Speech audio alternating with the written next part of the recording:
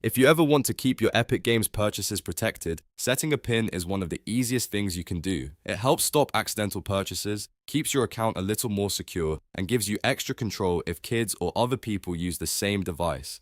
In this video, I'll walk you through the full process step by step so you can set up your Epic Games PIN quickly and confidently. And if this tutorial helps you out, make sure to hit the like button and subscribe for more simple gaming guides just like this one.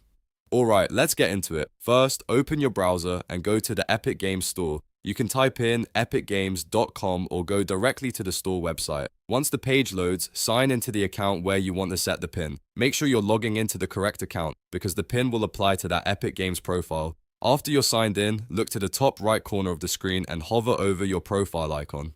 This is usually where your account options are stored. When the menu appears, click on Account. That will take you into your Epic Games account settings, where you can manage different security and parental control features. Once you're on the account page, look at the left-hand sidebar. You should see an option called Parental Controls. Click that to open the Controls section. Even if you're not setting this up for a child, this is still the place Epic Games uses for purchase protection and PIN settings. Now, you'll see the option to create a PIN. In the window that appears, enter a 6-digit PIN of your choice. Try to choose a number that's easy for you to remember, but hard for other people to guess.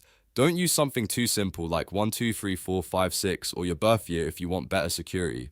After entering the PIN, type it in again to confirm it. This second step helps make sure there are no mistakes. When both entries match, click Create PIN. Epic Games will save it to your account, and from that point on, your purchase settings will be protected by that code. Depending on your settings, you may now be asked for the PIN whenever you try to make Epic Games purchases or change certain parental control options. If you ever need to update the PIN later, you can come back to the same parental control section and change it from there. And if you're using this for family safety, it's a good idea to keep the PIN private and only share it with the people who need it. So that's it. You've now learned how to set a PIN for Epic Games purchases. It only takes a minute, but it can save you from accidental spending and give you much better control over your account. If this video helped, please give it a like, subscribe to the channel, and turn on notifications so you don't miss the next quick tutorial. Thanks for watching, and I'll see you in the next one.